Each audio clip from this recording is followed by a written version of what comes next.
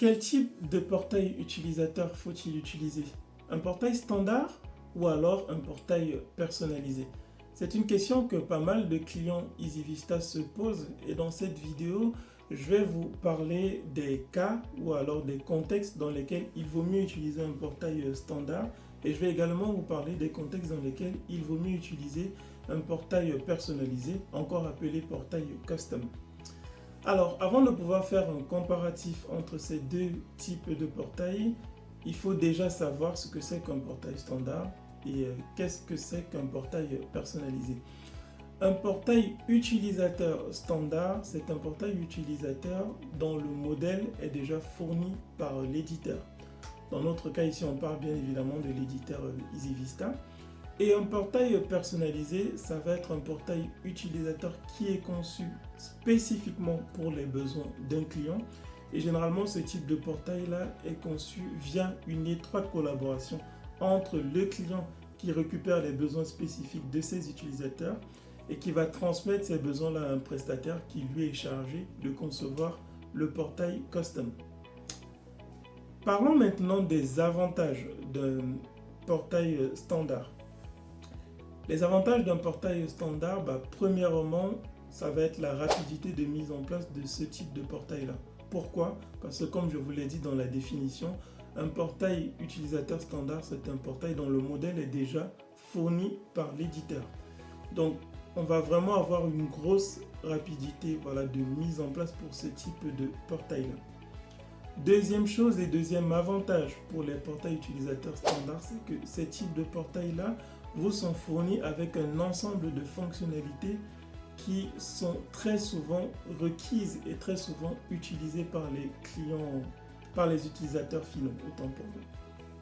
Je pense ici par exemple à la fonctionnalité qui vous permet de pouvoir faire une demande de service, de pouvoir déclarer un incident ou à d'autres fonctionnalités comme le suivi de tickets ou alors le fait de pouvoir traiter vos actions.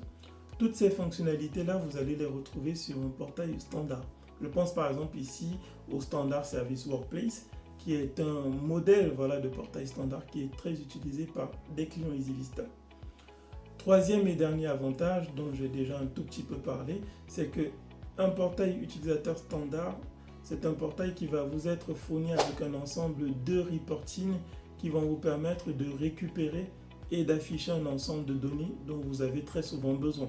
Donc, par exemple, vous allez avoir des reportings qui vous permettent de récupérer des informations de vos tickets afin que vous puissiez effectuer le suivi de vos tickets. Donc, tous ces trois points-là dont j'ai parlé, c'est des points que vous allez retrouver sur des portails standards. Quelle est donc la typologie de clients pour lesquels il est préférable généralement d'utiliser un portail standard? Si vous êtes un client qui vient d'acquérir par exemple la solution EasyVista, si vous avez par exemple fait une migration d'un outil ITSM tierce vers l'outil EasyVista, généralement il va être préférable pour vous d'utiliser un portail standard. Pourquoi? Par rapport au premier point dont j'ai parlé, qui est la rapidité de mise en place de ce portail. Les clients qui viennent d'acquérir la solution EasyVista ont très souvent besoin de mettre en place leur catalogue de demandes de services, leur catalogue d'incidents. Et généralement, lorsque vous faites une migration d'un outil ITSM tierce vers l'outil EasyVista, vous avez des contraintes de temps et des contraintes de délai pour pouvoir mettre en place votre nouveau portail utilisateur. Donc, le mieux généralement dans ce genre de cas, c'est vraiment d'installer un portail standard. Donc ça, c'était le premier point vraiment pour la partie portail standard. Nous allons maintenant parler de la partie portail custom. Les portails standards sont des portails qui vont vous être fournis avec des reportings standards. Et ce qu'il faut savoir, c'est que ces reportings standards se basent sur des requêtes SQL standards qui vont récupérer des données de certaines tables et qui vont aussi récupérer des champs de certaines tables. Et comme ces reportings sont voués à être standards, ils récupéreront des données de tables qui ne sont pas pertinentes pour vous ou de champs qui ne sont pas pertinents pour vous. Ce qui fera que vous allez avoir des temps d'affichage qui peuvent être un peu plus importants que sur des portails custom. Deuxième point, si on parle des points qui ne sont pas forcément les points forts de portail standard, c'est que l'expérience utilisateur d'un portail standard va être une expérience utilisateur qui n'est pas forcément l'expérience utilisateur qui est la plus optimale pour vos utilisateurs finaux. Cela nous amène donc sur les avantages d'un portail custom ou encore portail personnalisé.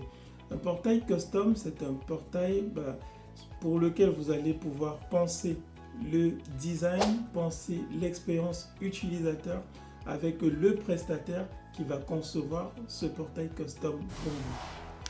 Troisième point qui est tout aussi important, c'est que les portails custom vont pouvoir se baser sur des reportings spécifiques. Et ce qu'il faut savoir, c'est que ces reportings spécifiques vont récupérer des informations ou des champs de table qui sont pertinentes pour vous. Et cela va vous permettre en fait de pouvoir avoir des temps d'affichage de données qui sont beaucoup plus intéressants en fait en réalité. Contrairement aux portails standards sur lesquels, comme je disais, vous pourrez avoir des temps d'affichage de données qui sont un peu plus importants. Donc là, vous avez une vision globale justement des avantages, notamment des portails standards et des avantages aussi des portails custom. En termes de points qui n'est pas forcément un point fort pour les portails custom, ça va surtout être le temps de mise en place. Pourquoi? Parce que vous allez devoir faire des ateliers avec vos prestataires pour penser le parcours utilisateur notamment. Mais c'est vraiment un investissement qui est long terme dans le sens où là vous allez avoir un portail qui vous ressemble et un portail qui est vraiment fait pour vos besoins spécifiques. Alors, si c'est la toute première fois que vous regardez l'une de mes vidéos, je suis Steve Opossi, consultant expert EasyVista. J'ai été formateur chez l'éditeur EasyVista où j'ai pu avoir l'occasion de former plus d'une trentaine de consultants EasyVista, notamment sur la partie création de portails utilisateurs. Et j'ai aussi pu prester pour plus d'une trentaine de clients EasyVista. Alors, je vous dis à très bientôt pour de prochaines vidéos sur des sujets tout aussi intéressants sur les thématiques EasyVista. Ciao, ciao!